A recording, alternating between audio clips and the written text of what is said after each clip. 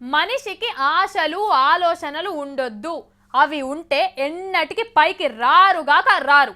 ఈ నీతి సూత్రం ఎందుకు అనుకుంటురా? నేను చెప్పేది సర్కారు నౌకరోళ్ళ ముచ్చట.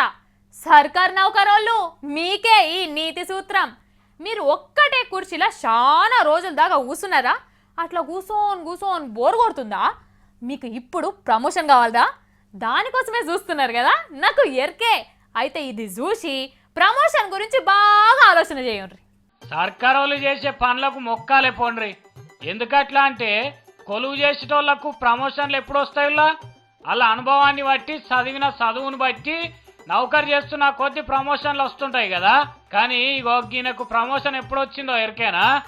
నౌకరికి వెళ్ళి రిటైర్ అయినాక 6 ఏండ్లకు ప్రమోషన్ వచ్చింది. ఈయన పేరు వి వెంకటాచలం.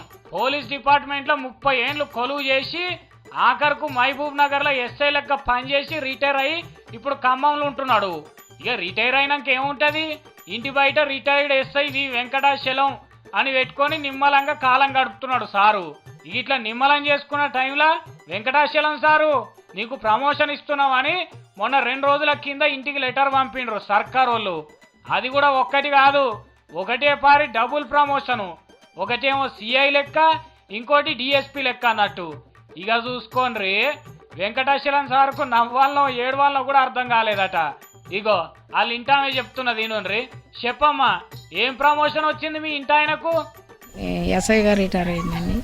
తర్వాత సిఐ ప్రమోషన్ సిఐది డిఎస్పీ ప్రమోషన్ కోర్టు ద్వారా వచ్చిందండి.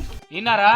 మరి అట్లెట్లా అయింది అంటే సారు సీనియారిటీకి అయితే ప్రమోషన్ ఎన్నడో రావాలన్నట, కానీ అట్లా ఇయ్యలేదని నౌకర్లు ఉండంగానే సుప్రీంకోర్టులో కేసు పెట్టిండ్రట. ఇటువంటి కొంతమంది పోలీసు వాళ్ళంతా కలిసి ఇక కేసుల విచారణ పూర్తయి పోలీస్ డిపార్ట్మెంట్ వాళ్ళకు ఉత్తర్వులు జారీ చేసి అవి అమలయ్యే వరకల్లా పుణ్యకాలం అంతా ఒడిచి ఇట్లా చాలా మంది రిటైర్ అయినరు అన్నట్టు.